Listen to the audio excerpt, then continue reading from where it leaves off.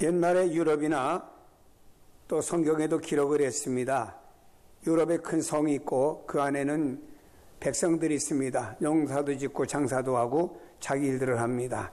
근데 중요한 것은 성벽을 높이 쌓고 그 성 위에서 군사들이 그 안에 있는 모든 국민들을 지켜주기 때문에 국민들은 안전과 또 안일하게 살아갈 수가 있는 것입니다.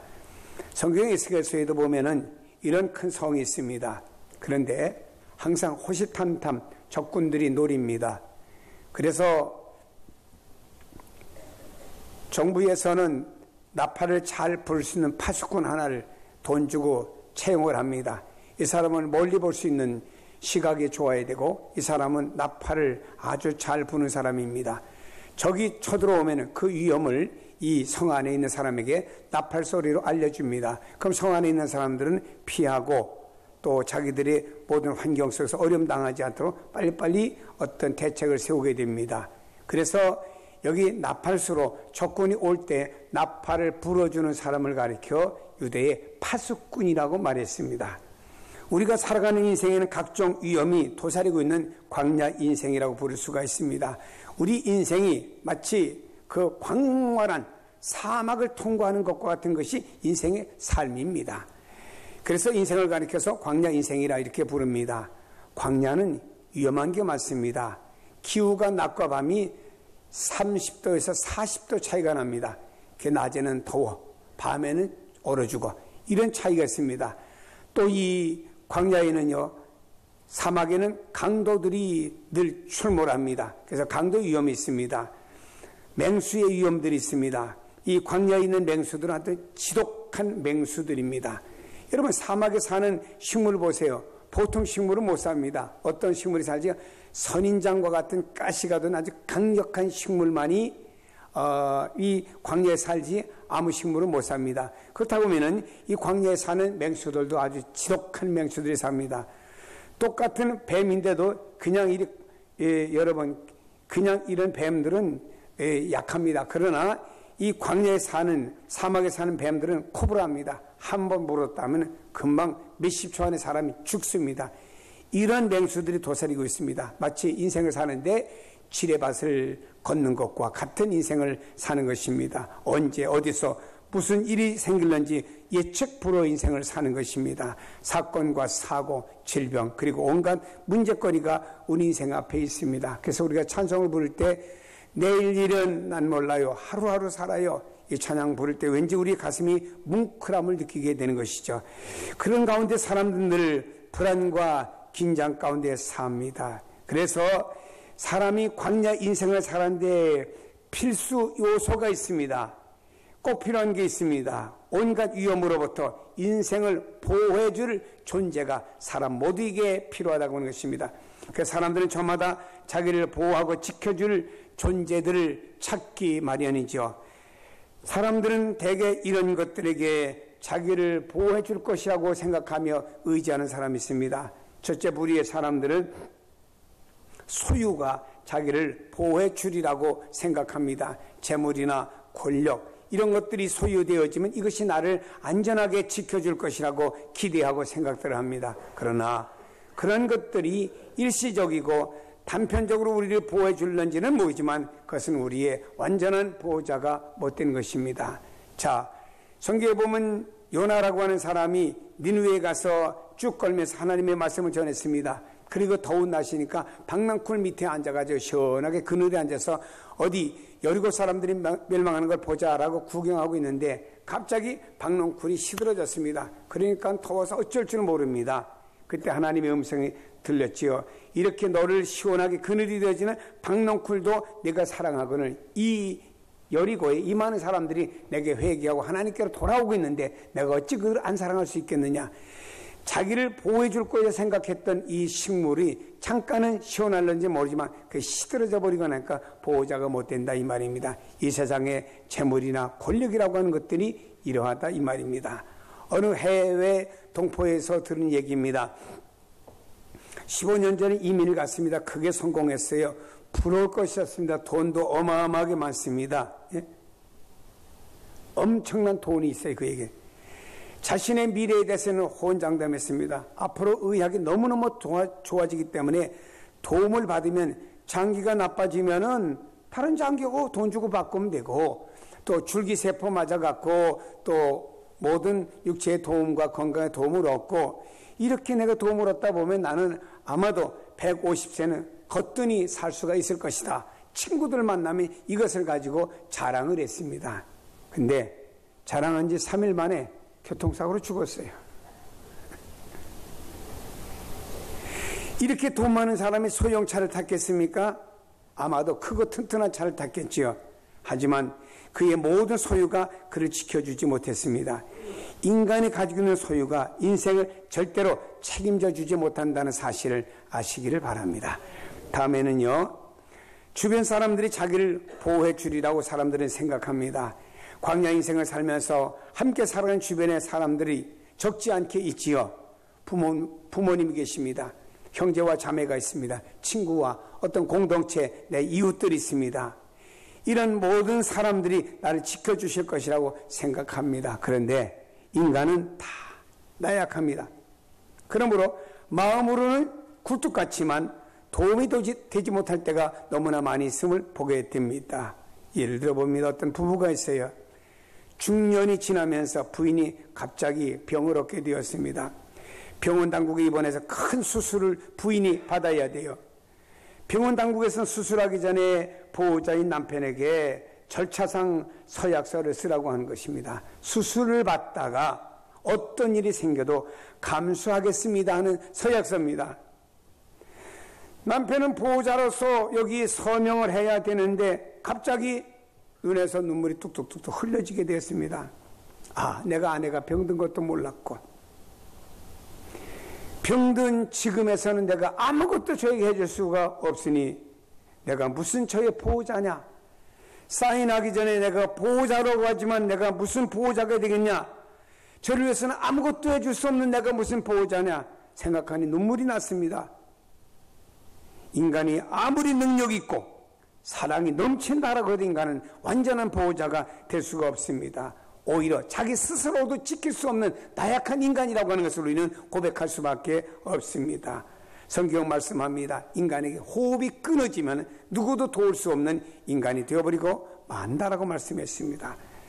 인생은 어느 것도 완전한 우리의 보호자가 되지 못한다라고 하는 것입니다. 완전한 보호자, 내 인생의 진정한 파수꾼, 그분에게 우리 자신을 맡겨야 되는데 그분을 성경은 하나님이라고 말씀하는 줄로 믿습니다. 시편 121편은 바로 그 하나님을 소개하고 있고 그 하나님만이 유일하고 온전한 보호자가 되심을 우리에게 증거하고 있습니다. 이 시편의 표제에 있는 것처럼 이스라엘 백성이 예루살렘 성전을 향해 올라갈 때마다 부르는 노래가 시편 121편입니다. 예를 들어보면 시편 121편 1절 2절을 부릅니다. 내가 산을 향하여 눈을 들리라. 나의 도움이 1인칭이죠. 어디서 올까? 나의 도움이 1인칭이죠. 천지 지으신 여호와에게서로다 라고 고백합니다. 그러면은 또 반대에 있는 사람들이 여호와께서 너를 2인칭이죠. 실족하지 아니하게 하시며 너를 2인칭이죠. 지키시는 이가 졸지 아니하시리로다. 이렇게 서로 교독합니다. 자, 제가 1절 2절 할게요. 여러분들은 여기에 3절을 한번 해보시면 좋겠습니다. 내가 산을 향하여 눈을 들리라. 나의 도움이 어디서 올까? 나의 도움은 천지를 지으신 여호와에게서로다.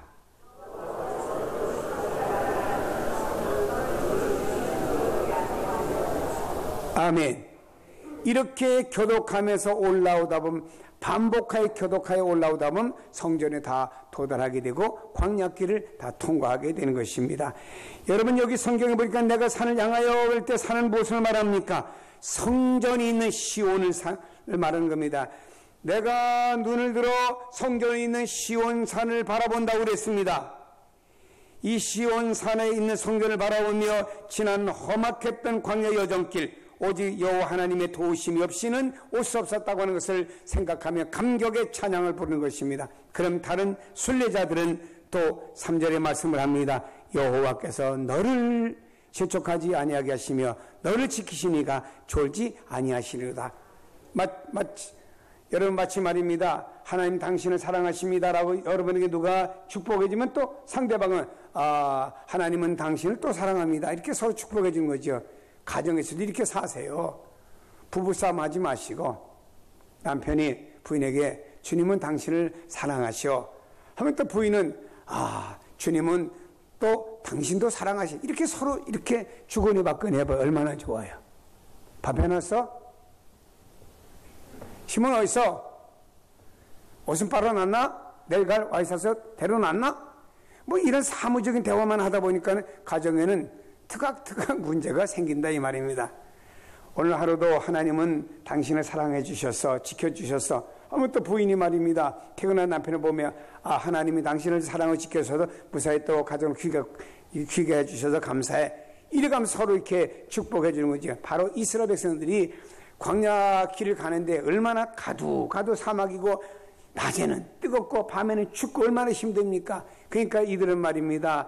하나님께서 당신을 지키십니다. 또 하나님 당신 이렇게 서로 이 말씀을 교독하면서 성전에 올라온 줄로 믿으시기를 바랍니다.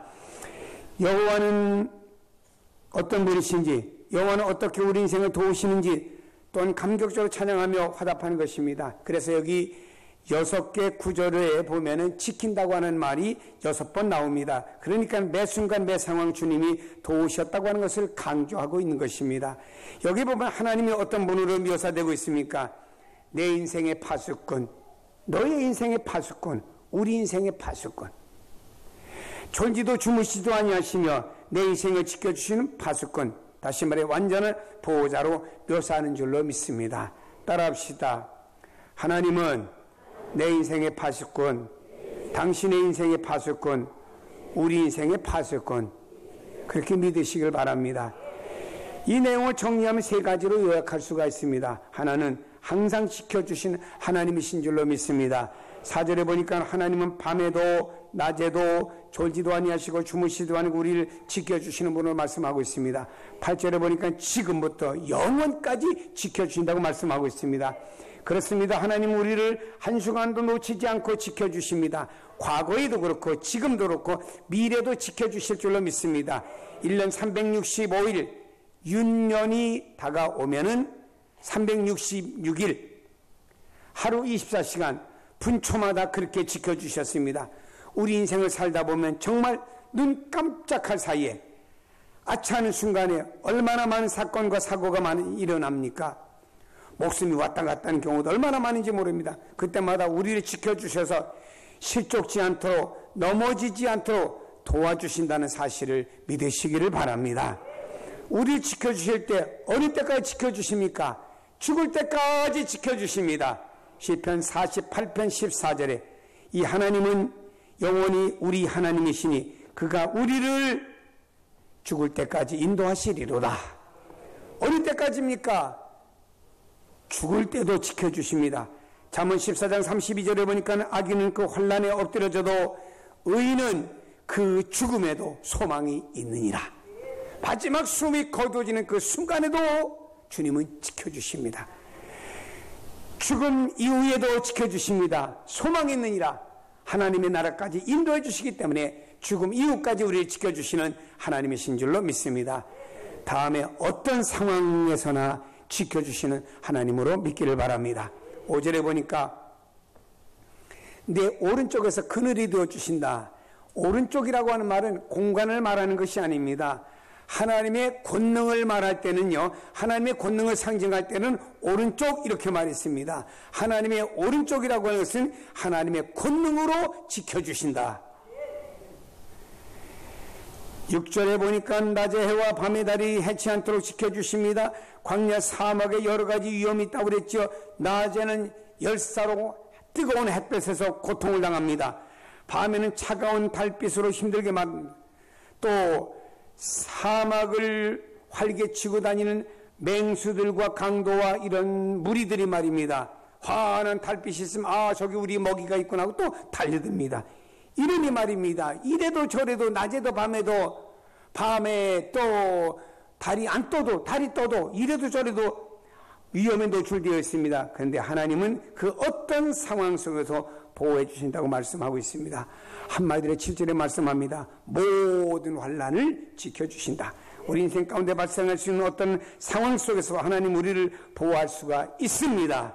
그래서 하나님은 어떤 상황에도 여러분이 어떤 상황 속에 살아도 하나님이 여러분을 지켜주신다는 사실을 믿고 두려워하지 마시고 담대하시기를 축복합니다. 다음에는요, 육체와 영혼까지 지켜주시는 하나님이십니다.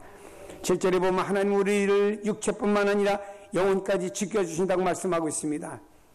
사람은 육체가 안전해도요, 마음이 불안하고 흔들려도 잘못된 사상이나 욕망에 사로잡히고 인생을 망치게 됩니다. 그런데 하나님께서는 우리의 마음도 지켜주시고 영혼조차도 지켜주십니다. 어떤 때 마음이 혼란하면 주님, 내 마음이 너무 혼란합니다.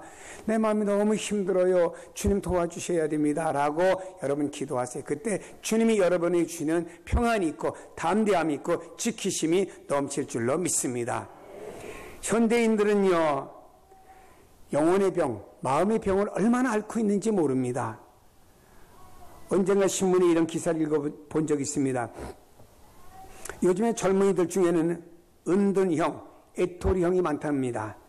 그들은 불안해서 사람들과 접촉하기를 싫어하고 밖에 나가지도 않고 방에만 콕 박혀 있다고 해서 또 방콕족이라고 부르기도 합니다.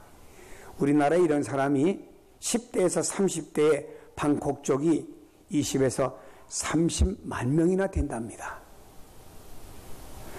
물질 문명이 발달되고 풍요로워지면 오히려 반대로 영혼이 빈약해져요. 우리나라 보세요. 과거에 먹을 게 없고 뭐 애들은 줄줄이 사탕으로 나가지고 먹을 것도 없어서 남의 집 식모로 보내고 모습을 보낼 때 어떻게 했습니까? 주일날 난 예배 나오고 저녁 예배 나오고 새벽 내는 나와서 하나님 살려달라고. 성경에 일용할 양식은 그냥 있는 그냥 거짓말이 아니잖아요. 우리 가정에 일용할 양식이 없어요. 도와주셔야 됩니다. 얼마나 이렇게 어렵고 힘들 때 말입니다. 여러분 싱크대도 없어가지고 말입니다. 거기다 이만한 사과 박스 하나 넣고 거기다가 이렇게 그릇 넣고 그 앞에다가 이렇게 하나 뭐 이렇게 천우처럼 이게 바로 싱크대가 됐던 거예요. 그 찬장이 됐지요. 그렇게 산 세대가 여기 있었잖아요. 뭐 싱크대 물이 내려가고 어디 있습니까? 물 이어다가 기르다가 바가지를 퍼가지고 거기서 쏟아버리고 물 데펴놓으면 그 물에다가 세수하고 거기다가 양치하고 그 물에다가 또 발 씻고 그리고 살던 시대가 우리 조상시대, 아니 제가 어릴 때도 그렇게 씻어봤어요. 지금 같은 그런 시대가 아니에요. 지금은 얼마나 여러분 참 풍요롭고 좋은 시대에 삽니까? 그 방면에 영혼은 빈약해요. 과거에는 육신의 삶은 어려웠지만 영혼은 빈약하지 않았습니다. 요즘은 물질 문명이 발달되고 풍요로운 시대에 살면서 오히려 영혼이 빈약해지고 있다고 하는 거예요. 우리보다 물질 문명이 앞선 일본이라는 나라 봅시다. 요즘에 우리나라에 일어나는 현상이 일본은 우리보다 훨씬 더 1970년대에 일어났답니다. 왜냐? 일본은 우리보다 경제가 50년 앞섰기 때문에 우리보다 벌써 70년대 때 일어났어요. 이런 현상이. 우리나라는 70년대 때 먹고 살기 위해서 어쩔 줄 몰랐는데 그때 이런 멘붕 상황이 일본은 70년대 때 일어난 것입니다. 그래서 일본의 그 방 안에만 틀어박혀 가지고 밖으로 나가지 않는 사람을 히키코모리라고 불렀죠. 이런 사람이 그 당시에 인구가 1억 2천 중에서 이런 사람이 120만 명이나 되었답니다. 다 마음의 병이 드는 거예요. 정말로 안타깝지요. 여러분 이들이 어떻게 치유될 수 있습니까? 병원에 입원하지요. 약물을 씁니다. 다소의 도움은 될 수 있어요. 그러나 근본적으로는 해결이 안 되죠. 그러니까 요즘에 와서 이런 사람을 처방하기 위해서 당신 홀로 사니까 외로우니까 그러니까 집에다가 애완동물을 키우라 됩니다. 그래서 노인도 젊은 사람도 홀로 살기 뭐하니까 애완동물을 키워요. 어떤 의사는 또 영화 구경 가라 그럽니다. 연극 구경 가고 또 어떤 분들은 음악 감상하면서 치유받으라 그럽니다. 그러나 이런 것들이 잠깐은 될는지 몰라도 근본적인 효과는 안 됩니다.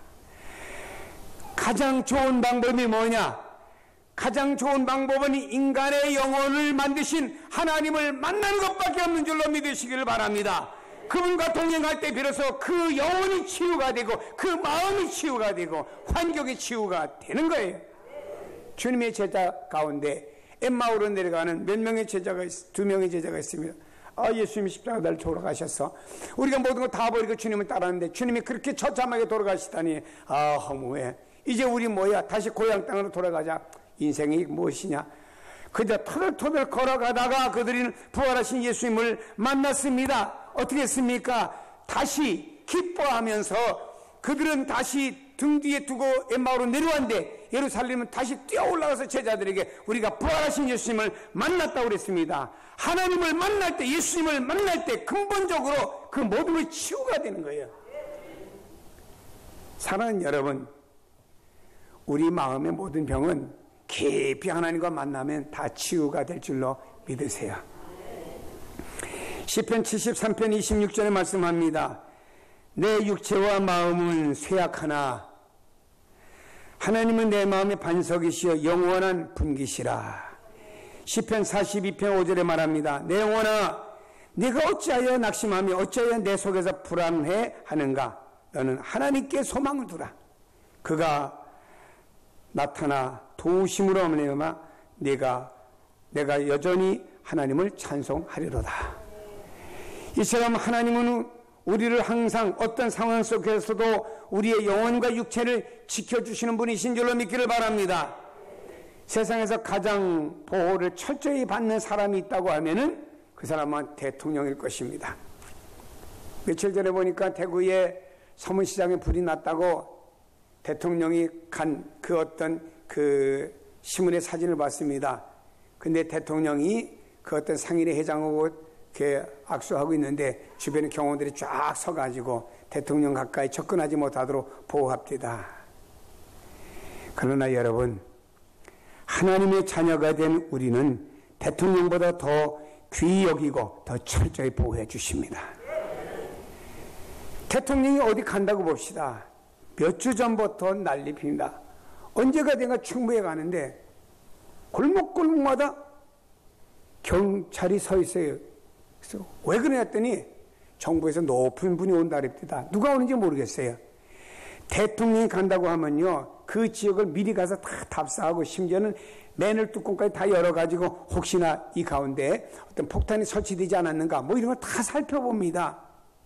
그리고 대통령 지날 때 수십 명의 경호원들이 쫙 에워싸고 유사시에 대통령이 위험이 오면 말입니다. 자기 몸을 던져가고 대신 총을 맞는 경호원들이지요. 그래도 보면요, 세계적으로 국가의 원수들이 암살된 사람들이 많아요. 우리나라에도 역대 대통령 가운데 이렇게 되신 분이 있어요. 다시 말해 완전하지 않다 이 말이에요. 그걸 깨달으셔요. 그러나 하나님은 우리를 완전하게 온전하게 보호하시는 줄로 믿기를 바랍니다. 시편 기자는 이렇게 노래합니다. 4편 8절에 내가 평안히 눕고 자기도 하리니 나를 안전하게 살게 하시는 이는 따라합시다. 오직 여호와시니이다. 아멘. 나를 평안히 눕고 자며 나를 안전하게 살게 하시는 분은 오직 여호와 하나님밖에 없는 줄로 믿으시기를 바랍니다.